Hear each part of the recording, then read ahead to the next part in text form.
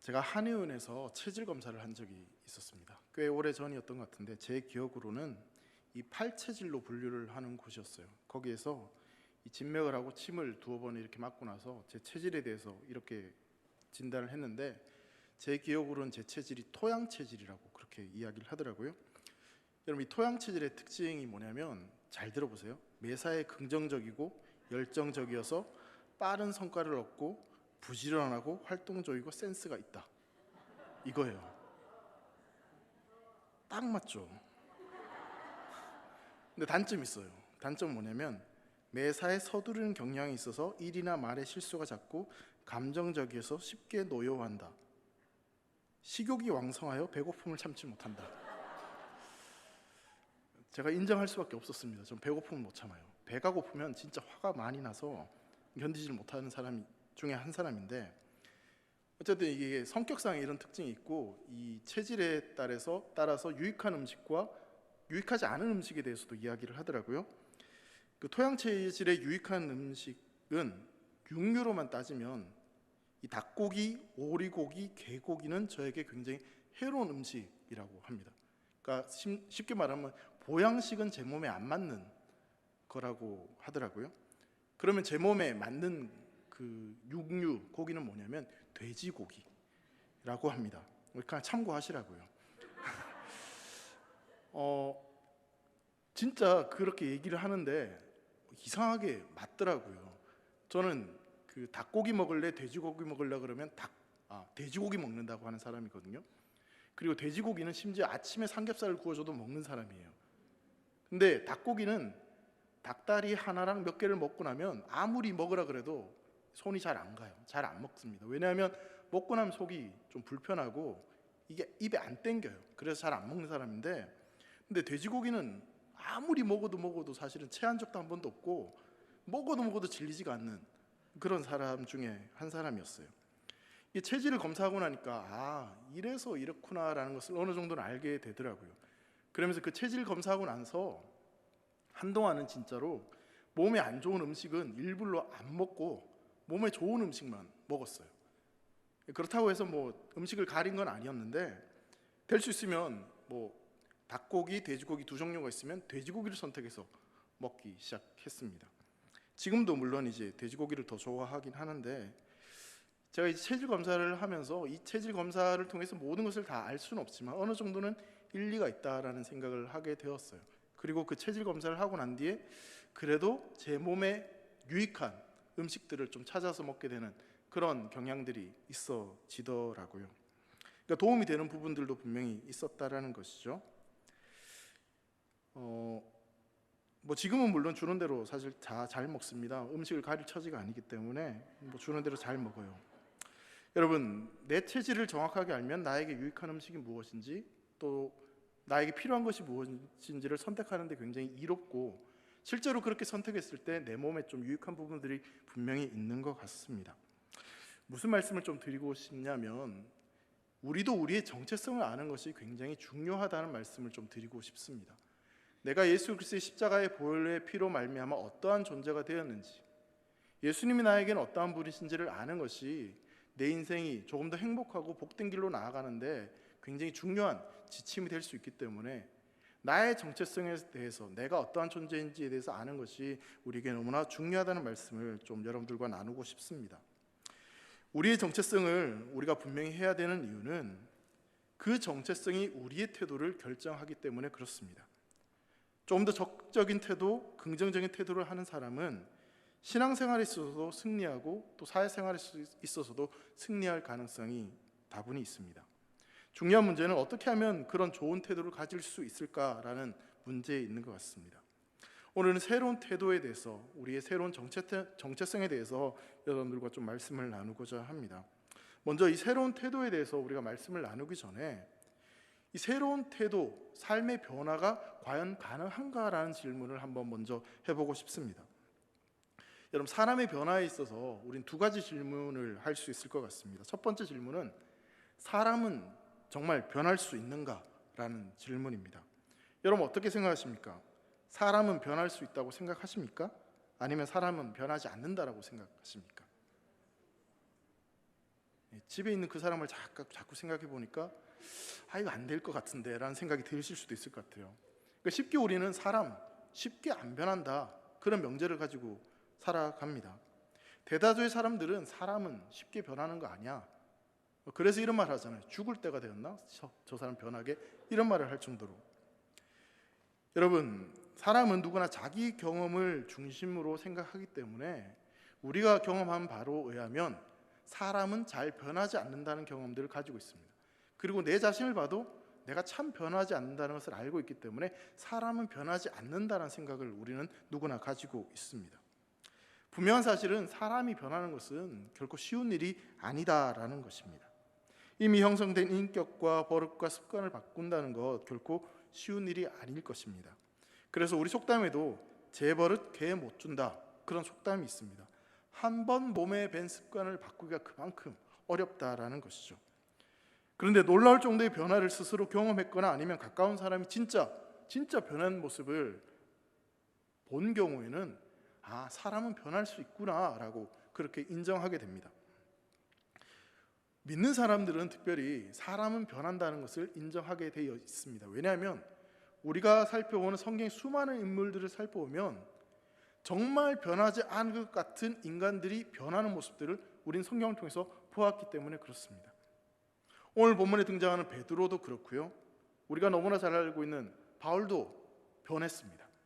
구약 성경에 보면 모세도 그렇게 변했고 삭개오도 변했고 성경의 수많은 인물들이 그렇게 놀랍도록 변화하는 모습들을 우리는 보았기 때문에 사람은 안 변한다, 이 말이 잘못되었다는 말이라는 것을 우리는 알고 있습니다. 사람들이 변화된다는 것은 하나님이 살아계시는 증거이기 때문에 사람은 충분히 변한다라고 우리는 그렇게 생각을 하는 것이죠. 성도 여러분, 하나님은 어떤 사람도 변화시킬 수 있고 새로운 모습으로 빚으실 수 있습니다. 우리의 삶도 그렇게 변화시킬 수 있는 분이 우리 하나님 아버지인 줄 믿으시기 바랍니다. 그렇다면 변화에 대해서 또 다른 질문을 할 수 있는데, 그렇다면 언제 사람은 변하는가라는 질문입니다. 어떻게 사람은 변하는가? 물론 쉽게 우리는 이렇게 말할 수 있습니다. 예수님을 만나면 변하게 됩니다. 그 말은 맞는 말입니다. 그런데 이 부분에 대해서 좀 더 생각을 해보고자 합니다. 여러분, 인간의 행동 패턴을 연구한 학자들에 따르면 새로운 습관이 우리 안에 자리 잡기 위해서는 66일 정도가 걸린다라고 합니다.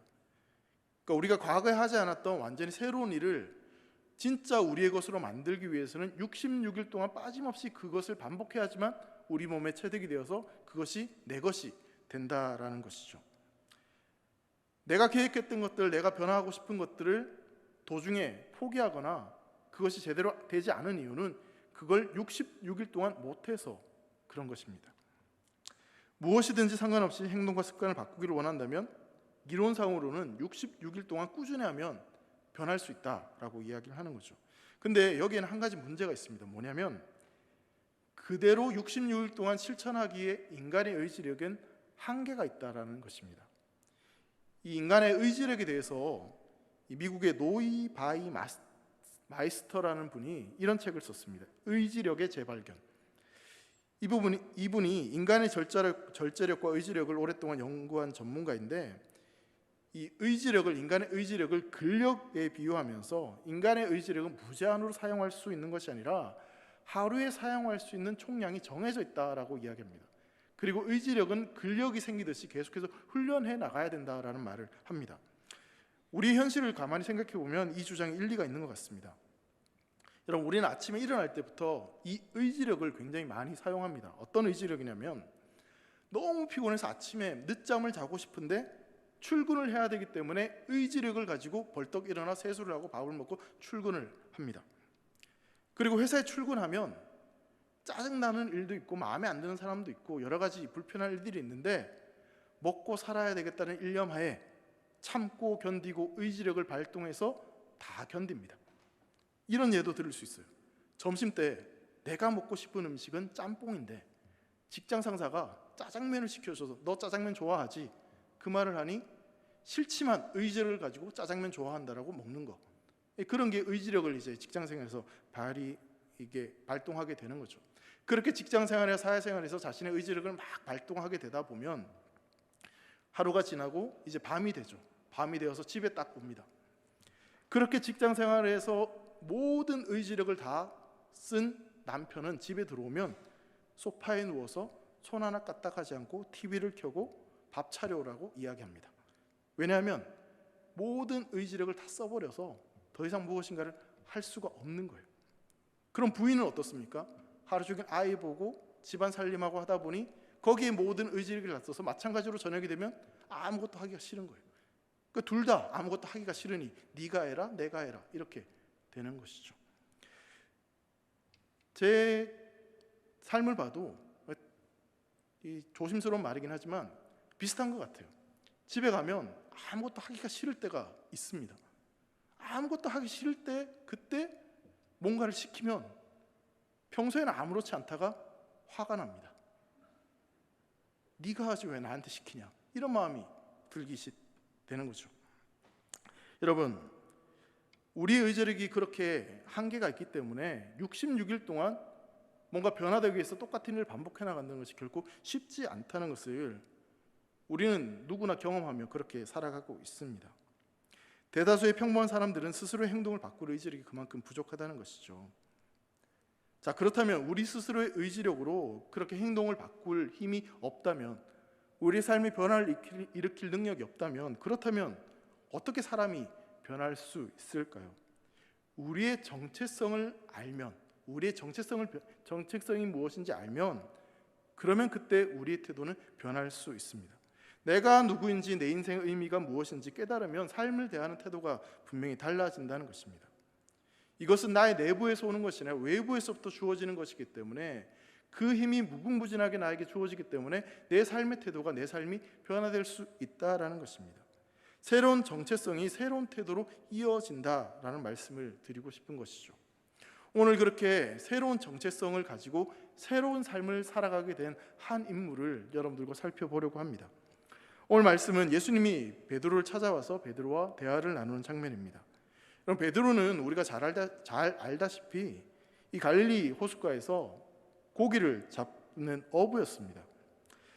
갈릴리 호숫가에서 베드로를 만난 예수님은 깊은 데로 가서 그물을 내려라 그렇게 말씀하셨고, 베드로는 그 말씀에 순종했더니 그 물이 찢어질 정도로 많은 물고기를 잡았다는 것이 오늘 본문의 내용입니다. 근데 오늘 본문은 사실 베드로와 예수님이 처음 만나는 장면은 아니었습니다. 베드로는 그 전에 예수님을 만난 적이 있었는데 그 만남을 통해서 예수님이 누구인지에 대해서 어느 정도는 알고 있었습니다. 많은 신학자들이 지금 예수님을 만났던 이 시점보다 최소한 2번 이상 베드로는 예수님을 만났을 것이다 라고 생각을 합니다. 그래서 오늘 본문은 3번째로 예수님을 만난 장면이다 그렇게 이야기를 합니다. 제일 먼저는 요한복음 1장에 보면 베드로가 예수님과 처음 만나는 장면이 나오는데, 광야에서 복음을 전한 세례 요한의 제자 중에는 베드로의 형제 안드레가 있었습니다. 안드레는 이 세례 요한의 메시지를 통해서 그토록 기다리던 메시아가 이 땅에 오셨고 바로 예수님이 그분이다라는 사실을 듣게 되었습니다. 그때 안드레가 그의 형제 베드로에게 가서 우리가 메시아를 만났다 그렇게 이야기했고, 이 안드레의 소개로 베드로가 예수님을 처음 만나게 됩니다. 요한복음 1장 42절 말씀 보면, 데리고 예수께로 오니 예수께서 보시고 이르시되 내가 요한의 아들 시몬이니 장차 게바라 하리라 하시니라. 게바는 번역하면 베드로라 라고 이야기하고 있습니다. 요한의 아들 시몬이냐 그렇게 말씀하시면서 게바라고 그렇게 이름을 지어주십니다. 게바는 베드로라 이렇게 되어 있죠. 이런 베드로란 이름은 반석, 바위를 의미합니다. 우리가 너무나 잘 알듯이 베드로가 신앙 고백을 했을 때 그때 불려졌던 그 이름이 이미 이때 주어졌던 것입니다. 베드로의 믿음의 고백 위에 교회를 세우겠다는 그 예수님의 말씀이 이미 처음 만났던 그 시점에 이미 선포되어졌던 것이죠. 자, 그렇게 예수님을 처음 만났고 그 뒤에 예수님의 공생의 초기에 베드로는 그렇게 예수님을 알고 있었고 그분을 따르는 그룹 안에 베드로는 포함되어 있었습니다. 그러던 중에 베드로의 장모가 심한 열병을 앓는 그런 사건이 발생하게 됩니다. 지금도 그렇지만 당시에도 열이 많이 난다는 것은 굉장히 위험한 일이었습니다. 근데 바로 그때 예수님께서 베드로의 이 장모 열병을 고쳐주시는 장면이 있는데, 누가복음 4장 38절 39절 말씀입니다. 예수께서 일어나 회당에서 나가사 시몬의 집에 들어가시니 시몬의 장모가 중한 열병을 앓고 있는지라. 사람들이 그를 위하여 예수께 구하니 예수께서 가까이 서서 열병을 꾸짖으시는데 병이 떠나고 여자가 곧 일어나 그들에게 수종드리라 라고 말씀하고 있습니다. 베드로는 이미 예수님이 어떠한 분이신지 충분한 지식적으로 알고 있었고 예수님이 행하신 놀라운 기적도 이미 경험했던 사람이었습니다. 그런데 베드로는 여전히 지금 오늘 본문에 보시면 갈릴리 호숫가에서 물고기를 잡고 있는 어부로 살아가고 있습니다. 선지자의 외침도 들었고 놀라운 기적을 보았음에도 불구하고 베드로의 삶이 별반 달라진 것은 없다라는 것을 우리는 발견하게 되는 것이죠. 그런데 이러한 모습이 어쩌면 우리 성도들의 모습과도 비슷하다는 생각을 가지게 됩니다. 우리는 수많은 말씀을 듣고 또 말씀을 읽기도 하고 묵상도 하고 그 가르침을 배우고자 노력을 합니다. 때로는 우리의 삶에 놀라운 기적들을 경험하기도 하고 우리가 간절히 바라고 원하는 기도가 하나님 앞에 응답되어지는 그런 은혜들을 경험할 때도 있습니다. 그런데 그렇게 말씀을 듣고 그렇게 기적을 경험하고 그랬음에도 불구하고 우리의 삶에 이전과 이후가 똑같은 변화되지 않는 모습들을 우리도 발견하게 될 때가 있다는 것이죠. 바로 이러한 상황이 지금 베드로의 상황이었습니다. 예수님이 어떠한 분이신지 알고 있었고 예수님이 행하신 놀라운 기적을 경험했음에도 불구하고 여전히 그 삶은 별반 다를 것 없는 어부의 삶을 그렇게 살아가고 있는 것이죠. 자, 그런 상황에서 예수님께서 베드로에게 찾아오셨습니다. 그리고 누가복음 5장 3절에 이렇게 말씀합니다. 예수께서 한 배에 오르시니 그 배는 시몬의 배라 육지에서 조금 떼기를 청하시고 앉으사 배에서 무리를 가르치시더니라고 말씀합니다. 여러분, 예수님은 다시 찾아오셨고 베드로를 변화시키고 그리고 그 베드로를 통해서 놀라운 일을 행하기를 원하셨습니다. 수많은 배들 가운데 시몬의 배, 베드로의 배를 선택하셔서 그 배에 오르셨습니다. 마찬가지입니다. 예수님께서는 이 땅의 수많은 사람들 중에 저와 여러분들을 콕 찍어 선택하신 줄 믿으시기 바랍니다. 세상에 수많은 사람도 있지만 그 중에 나를 선택하셨어요. 그리고 우리 대길교회를 선택해 주셨습니다. 왜냐하면 하나님의 특별한 사명을 주시기 위해서 우리를 변화시키고 우리를 회복하시기 위해서 포기하지 않고 끝까지 우리를 찾아오시는 그 주님의 사랑 때문에 우리를 콕 찍어 찾아오신 것이죠. 지금 우리가 이 자리에 나온 건 여러분 우연이 아닙니다. 믿으십니까? 우연처럼 우리가 나온 게 아니에요. 수요일이니까 습관적으로 나온 것이 아니라 우리 주님이 우리를 택하시고 불러주신 줄 믿습니다. 예수님께서 베드로를 그렇게 찾아오셨습니다. 그런데 이때 베드로의 상황을 보면 밤을 새며 수고를 했지만 물고기를 한 마리도 잡지 못했던 상황입니다. 여러분, 베드로는 지금 취미로 물고기를 잡는 사람이 아니고요, 고기를 잡는 어부였습니다. 그게 직업입니다. 취미로 고기를 잡자면 뭐 하루 이틀 고기를 못 잡아도 그냥 취미니까 뭐 그럴 수 있습니다. 근데 고기를 잡는 것이 직업인데 하루 공쳤어요. 근데 그 공치는 게 며칠에 걸쳐서 반복되면 생계에 있어서 굉장히 큰 어려움에 처할 수 있습니다. 그렇기 때문에 베드로는 밤을 새워서 그물을 그렇게 내렸던 겁니다. 물고기를 어떻게든 잡으려고. 여러분, 일에 능숙한 사람이라도 사실 일이 잘 안 될 때가 있을 수 있습니다. 본문의 베드로가 어쩌면 그런 상황이었던 것 같습니다. 자신의 경험과 자신의 노력을 다 했음에도 불구하고 한 마리도 잡지 못해 베드로는 좌절하고 낙심에 처해 있습니다. 자, 그렇다면 여러분, 갈릴리 호수에 물고기가 한 마리도 없어서 베드로가 물고기를 못 잡았던 것일까? 여러분, 6절에 보면 고기를 잡았는데 심이 많았더라고 이야기합니다. 물고기가 없었던 것은 아니었다라는 것을 볼 수 있는 거죠. 근데 어쨌든 베드로는 밤이 새도록 수고했지만 물고기를 한 마리도 잡지 못했습니다. 그때 예수님께서 베드로를 찾아오셨습니다. 그리고 예수님께서는 베드로의 배에 오르시고요. 그리고 4절 말씀 보면 베드로에게 이렇게 말씀하십니다.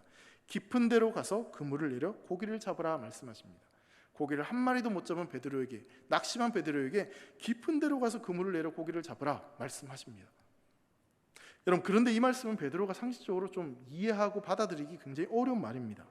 자, 한번 생각해 보시죠. 예수님은 어디 출신이십니까? 나사렛 출신입니다. 나사렛이 어디냐면 갈릴리 호수에서 약 24km 정도 떨어진 해발 약 360m 정도 되는 고원지대였습니다. 그러면 바다와 물고기를 잡아본 경험이 예수님한테 있을까요? 없을까요? 없습니다. 그리고 예수님의 직업은 무엇이었습니까? 목수였습니다. 어부가 아니라 목수였습니다. 고원지대에서 살았고 목수였던 사람이 지금 평생 바닷가에서 어부로 살았던 베드로에게 깊은 데로 가서 그물을 내려라 지금 말하고 있는 것이죠. 자, 그리고 그 명령의 내용도 살펴보면 상식적으로 좀 틀린 내용입니다. 갈릴리 호수의 어부들은 주로 밤에 물고기를 잡으러 나갔습니다. 왜냐하면 물고기들이 밤에 먹이 활동을 하기 때문에 이 밤에 막 물고기가 돌아다녀서 그래서 물고기가 많은 거예요. 낮에는 잠을 자거나 또 더워서 바위 틈에 숨어 있기 때문에 물고기들이 돌아다니지 않기 때문에 잡을 수가 없는 겁니다. 그리고 갈릴리 호수는 물이 깊은 데보다는 물이 흘러드는 얕은 물가에 물고기들이 많이 살았다고 합니다. 근데 지금 예수님께서는 낮에 그것도 깊은 데로 가서 그물을 내리라 이야기하는 것이죠.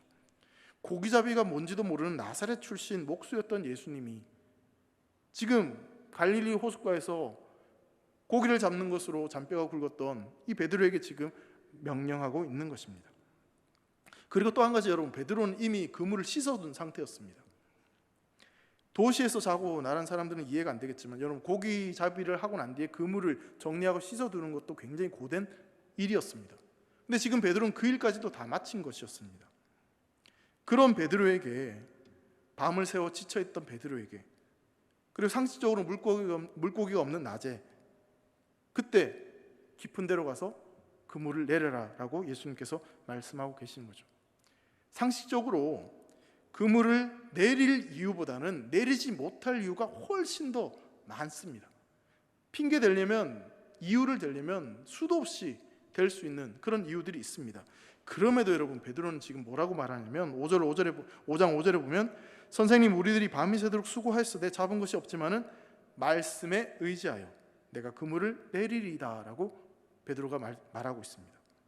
예수님께서 하신 말씀에 베드로가 즉각적으로 순종하고 있습니다. 태어나면서부터 갈릴리 호수의 어부였던 베드로가 나사렛 출신 목수였던 예수님의 말씀에 순종을 하고 있는 것입니다. 그 예수님의 말씀에 그대로 따르겠다라고 고백을 하고 있는 것이죠. 자, 그런데 여러분, 5절 말씀에 오면 우리가 조금 주의 깊게 살펴봐야 될 말씀이 있습니다. 그건 뭐냐면 베드로가 예수님을 지칭할 때 선생님이라고 지금 부르고 있습니다. 여기서 선생님이라고 뜻하는 이 헬라어는 에피스타타라는 단어인데요, 누가복음에만 이 단어가 쓰이고 있습니다. 총 7번에 걸쳐서 나오는데 이 에피스타타라는 이 단어는 다른 사람보다 신분이 높은 사람을 지칭할 때 이 단어를 썼습니다. 그러니까 예수님은, 지금 베드로는 예수님에게 뭐라고 이야기하냐면 다른 사람들보다 뭔가 신분이 높은 사람, 뭔가 권위가 있는 사람, 그 정도로 생각을 하고 선생님이라고 이렇게 부르고 있는 것이죠. 그리고 어느 정도 예수님에 대한 지식이 있었기 때문에 그분에 대한 믿음이 있어서, 그러니까 상식적으로는 말이 안 되지만 예수님 말씀에 그대로 순종을 하게 됩니다. 엄밀히 본다면 베드로는 예수님에 대해서 바르게 인식하고 있는 것은 아니고 조금은 알긴 알지만 제대로 아는 것은 아니다라고 볼 수 있는 거죠. 그런데 그 말씀에 순종했는데 어떤 결과가 일어나냐면 그물이 찢어질 정도로 많은 고기가 잡힌 겁니다.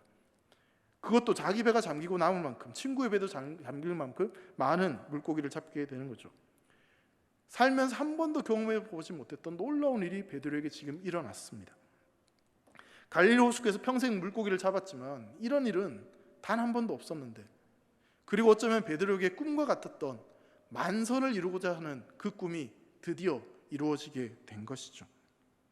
물고기를 잡기 위해서 밤새 그물을 내렸고 어떻게 하면 물고기를 잡을 수 있을까 고민하고 수고하고 노력했는데, 근데 지금 예수님 말씀대로 순종했더니 그렇게 물고기를 잡게 되었습니다. 여러분, 우리는 이 사건을 보면서 베드로가 예수님의 말도 안 되는 그 말씀에 순종했더니 이렇게 복을 받았네 라고 쉽게 생각할 수 있습니다. 물론 그것이 잘못된 것은 아닙니다. 그런데 이 사건에 있어서 베드로의 반응을 살펴보면 단순히 이 사건이 말씀에 순종하면 복을 받네, 그 메시지를 우리에게 주기 위한 메시지가 아니다라는 것을 발견하게 됩니다. 베드로는 이 사건이 그의 순종에 대한 예수님의 축복 혹은 물질적 보상으로 이 사건을 이해하지 않았습니다. 베드로는 이 사건을 통해서 두 가지를 깨닫게 됩니다. 여러분, 누가복음 5장 8절을 보면 베드로가 이 사건을 통해서 무엇을 깨닫게 되는지 나오고 있습니다. 8절 말씀 한번 같이 읽어보겠습니다. 시작. 시몬 베드로가 이를 보고 예수의 무릎 아래에 엎드려 이르되 주여 나를 떠나소서 나는 죄인이로소이다 하니. 조금 전까지만 해도 베드로는 예수님을 향해서 선생님, 조금 권위가 있고 조금 뛰어난 사람 정도 그렇게 생각해서 선생님이라고 불렀습니다. 근데 지금 베드로가 예수님을 뭐라고 부르냐면 주여라고 부르고 있습니다. 예수님이 그냥 보통 사람이 아니라 조금 더 권위 있는 사람이 아니라 물속에 있는 물고기들조차도 마음대로 움직일 수 있는, 자기의 뜻대로 천지 만물을 주관할 수 있는 주님이란 사실을 베드로가 깨닫고 그 주님께 이러한 고백을 하고 있는 것입니다.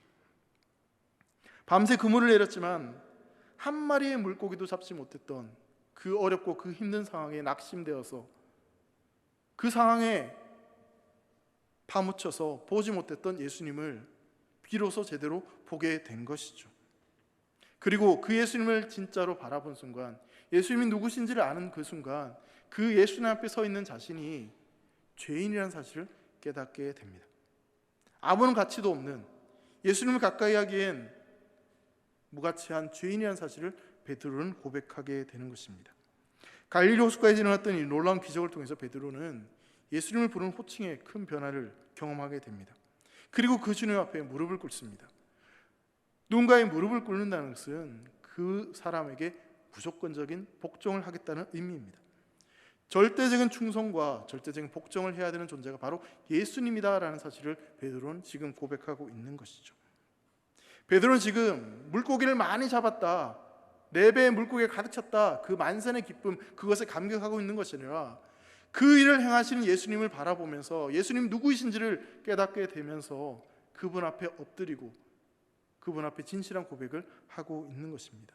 그러면서 자신이 진짜 죄인이라는 사실을 깨닫게 되는 것이죠. 그 영광의 빛을 맛보는 순간 내가 어떠한 존재인지를 깨닫게 되는 것입니다. 여러분, 이것이 바로 예수님의 제자로서의 첫 번째 부르심입니다. 내가 어떠한 존재인지, 그리고 나를 부르신 그 예수님이 누구이신지를 제대로 아는 것, 거기에서부터 출발하는 것이죠. 제자들은 예수님을 주님으로, 주인으로 인정하는 것에서부터 출발하는 것입니다. 여기서 한 가지를 좀 더 생각해 보려고 합니다. 여러분, 우리는 예수님을 부를 때 나의 구주, 나의 주님이라고 이렇게 고백을 합니다. 근데 여러분, 신학적으로 볼 때 이 구주와 주님이란 개념은 굉장히 다른 개념입니다. 구주로 번역되는 헬라어는 소테르라고 하는 단어입니다. 이 소테르라는 단어는 악과 위험, 어려움으로부터 일시적 영구적으로 도와주는 사람을 의미합니다. 그러니까 구주라는 말은 내가 처한 어려움에서부터 나를 구원해주는 그런 존재라는 의미를 담고 있는 거죠. 근데 우리가 예수님을 구주라고 하는 것은 우리를 죄와 사망에서 구원해 주신다는 의미를 가지고 있습니다. 그렇다면 주님은 뭐냐면 헬라어로 퀴리오스입니다. 퀴리오스는 주님, 주인이라는 뜻을 가지고 있어요. 당시 그리스 로마 사람들에게 있어서 퀴리오스는 누구나 다 알만한, 이해할 수 있는 단어였습니다. 왜냐하면 절대적인 충성과 복종을 바쳐야 되는 대상에게 퀴리오스, 주님이라고 불렀기 때문에 그렇습니다. 그러면서 그 퀴리오스라고 부를 수 있는 유일한 대상은 그리스 로마의 황제 시저밖에 없었습니다. 그러니까 누구나 퀴리오스 하면 그 의미가 무엇인지에 대해서 알고 있었던 것이죠. 구원자나 구주나 주님이나 똑같은 거 아닌가라고 말할 수 있습니다. 그런데 여러분, 예수님을 구원자로 믿는 것은 어쩌면 비교해 본다면 쉬운 일일 수 있습니다. 왜냐하면 여러분, 세상 많은 사람들이 종교를 믿는 이유가 어디에 있겠습니까? 내가 처한 어려움을 누군가 구원해 주기를 바라는 마음에서 그 구원자를 찾기 위해서 종교를 믿는 겁니다. 우리도 예수님을 그렇게 믿을 수 있다는 것입니다. 내 인생의 문제를 해결해 주시고 복 주시는 분이다, 말씀에 순종하면 나한테 복을 주시는 분, 나를 구원해 주시는 분이다. 여러분, 어쩌면 이 개념은 우리가 받아들이기 쉬운 개념일 수 있어요. 그런데 여러분, 우리가 주님이라고 고백하고 주님이라고 믿고 따르고 살아가는 것은 이 구원자라고 믿고 따르는 것과는 전혀 다른 개념입니다. 훨씬 더 어려운 일이라는 것이죠. 왜냐하면 내가 주님이라고 한다는 그 말은 주님이신 나의 예수님께 나의 모든 것을 복종하고 충성하고 심지어 목숨까지도 내어놓는다는 의미를 담고 있기 때문에 여러분, 이 주님이라는 것을 고백하는 것은 결코 쉬운 것이 아니라는 것입니다. 여러분, 성경에도 보면 예수님을 따르는 수많은 무리가 있었고 특별히 헌신된 제자가 있었습니다. 우리가 예수님을 따를 때도 무리처럼 따를 수도 있고 제자처럼 따를 수도 있어요. 누가복음 14장 25절부터 27절에 보면 무리와 제자들의 특징에 대해서 이렇게 설명을 합니다. 25절 말씀입니다. 수많은 무리가 함께 갈 때 예수께서 돌이키사 이르시되 물은 내게 오는 자가 자기 부모와 처자와 형제와 자매와 더욱이 자기 목숨까지 미워하지 아니하면 능히 내 제자가 되지 못하고 누구든지 자기 십자가를 지고 나를 따르지 않는 자도 능히 내 제자가 되지 못하리라 라고 말씀합니다. 그러니까 제자가 어떤 삶을 살아야 되는지 말씀을 하고 있는 거죠. 주님이라고 고백하고 그렇게 따라가는 제자가 어떤 삶을 살아야 되는지를 이야기하면서 단순히 구원자라고 믿고 따르는 것으로는 안 된다라는 것을 이야기하는 겁니다.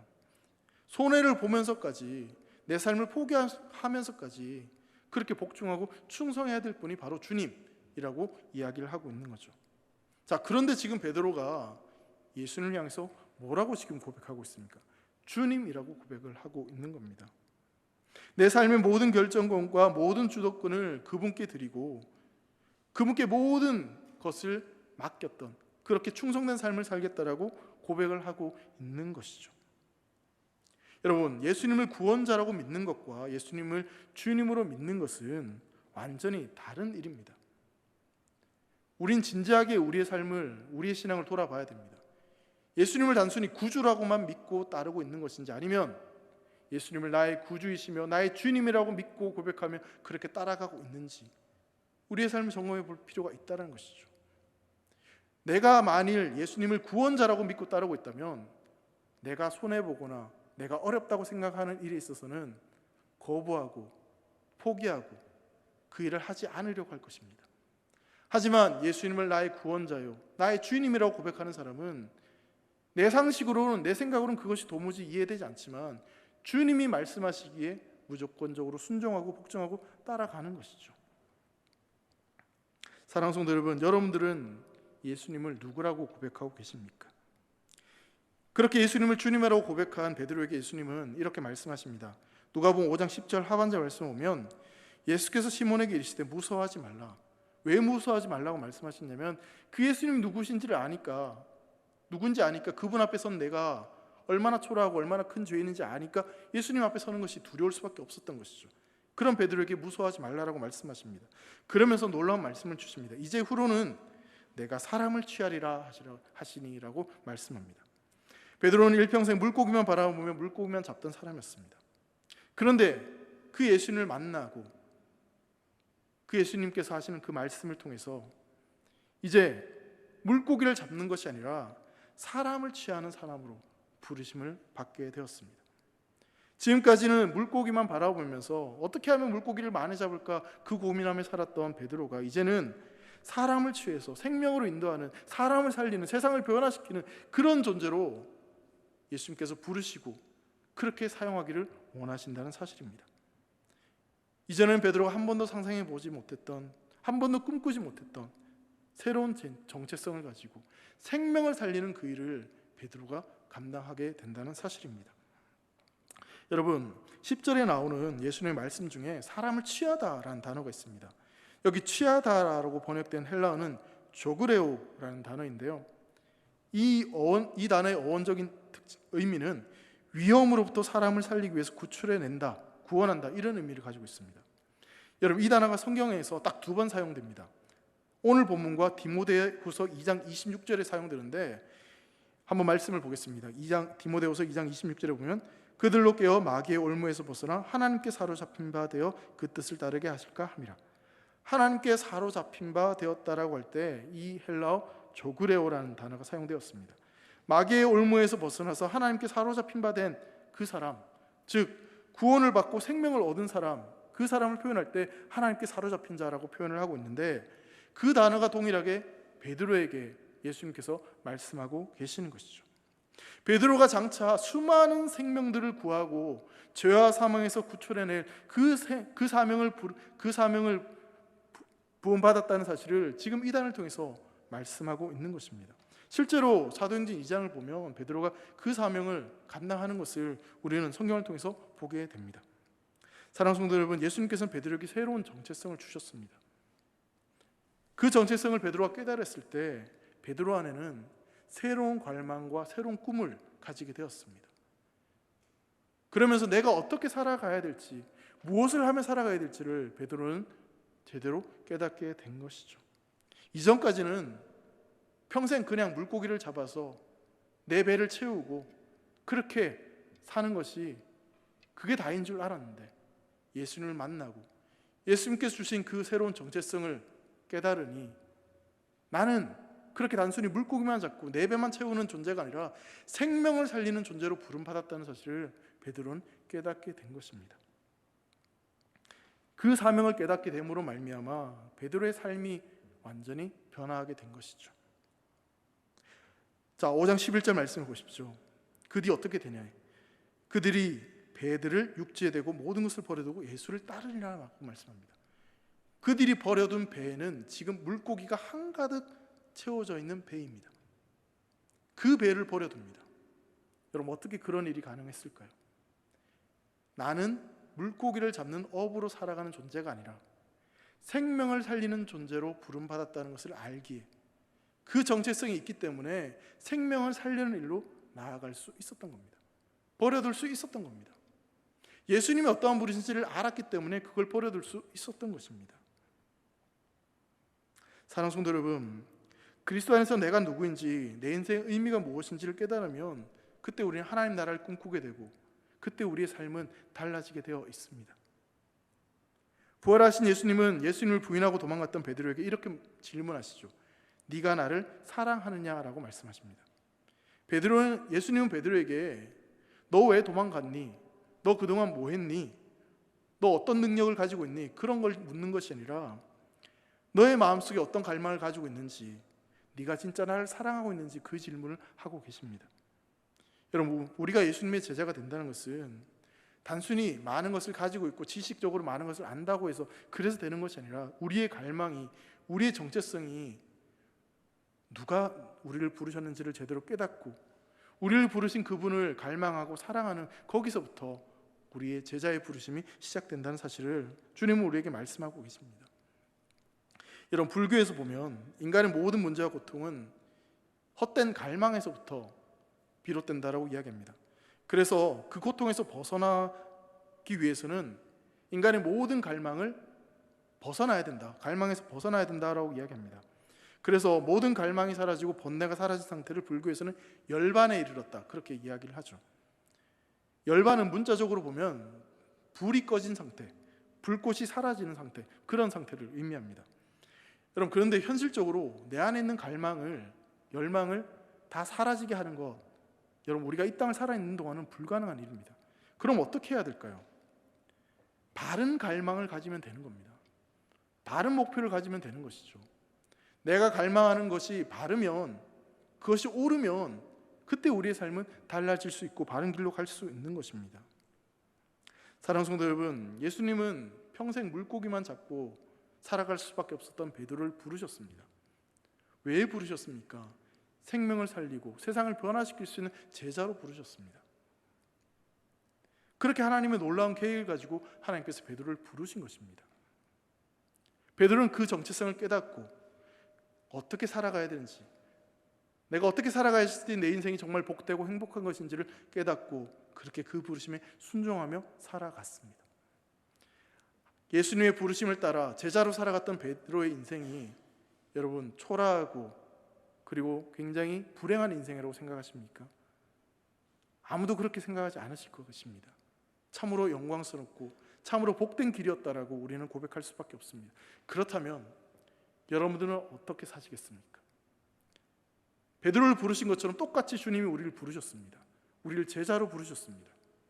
단순히 내 배에 물고기를 채우고 내가 행복하고 내가 먹을 것을 채우기 위해서, 그래서 나를 부르신 것이 아니라 생명을 살리는 일을 감당케 하기 위해서 주님께서 우리를 제자로 부르신 줄 믿습니다. 그렇다면요, 우리가 언제 행복하고 언제 복된 인생이 되는 줄 아십니까? 그 부르심대로 따라 살아갈 때 그때 진짜 행복한 삶이 우리에게 주어지는 줄 믿습니다. 내 몸에 맞는 음식을 먹을 때 그것이 소화가 되고 내 몸에 영양분이 되듯이 내가 하나님의 제자로, 예수님의 제자로 부름받았다면 예수님의 말씀을 먹고 그 말씀대로 순종할 때, 그럴 때 내 삶에 풍성함을 경험할 수 있습니다. 내가 그 부르심에 따라 살아갈 때 그래야 내 삶에 기쁨이 있고 복된 삶을 경험할 수 있습니다. 그렇다면 만약 내 인생에 그 기쁨이 없고 그 행복이 없다면 나는 그 부르심 앞에, 그 제자로서의 부르심 앞에 온전히 순종하지 않는 것일 수도 있다라는 것이죠. 저는 우리 대일교회가 행복한 교회가 되기를 소망합니다. 여러분들의 삶이 복된 삶이 되기를 원합니다. 그래서 여러분들에게 부탁드립니다. 예수님이 부르신 대로 살아가시기를 축복합니다. 예수님이 부르신 대로 생명을 살리는 그 일에 최선을 다해서 감당하시고, 여러분들의 생각대로 그것을 멈추거나 재단하지 말고 주님 말씀대로 그대로 순종할 때 우리는 놀라운 기적을 경험하게 될 줄 믿습니다. 주님은 우리에게 새로운 정체성을 주셨습니다. 그 정체성을 가지고 우리가 무엇을 따라야 될지, 무엇을 먹어야 될지, 어떻게 살아가야 될지를 바르게 알고 결단할 수 있는 우리 되기를 모든 성도들 되시기를 주의 이름으로 축복합니다. 기도하겠습니다.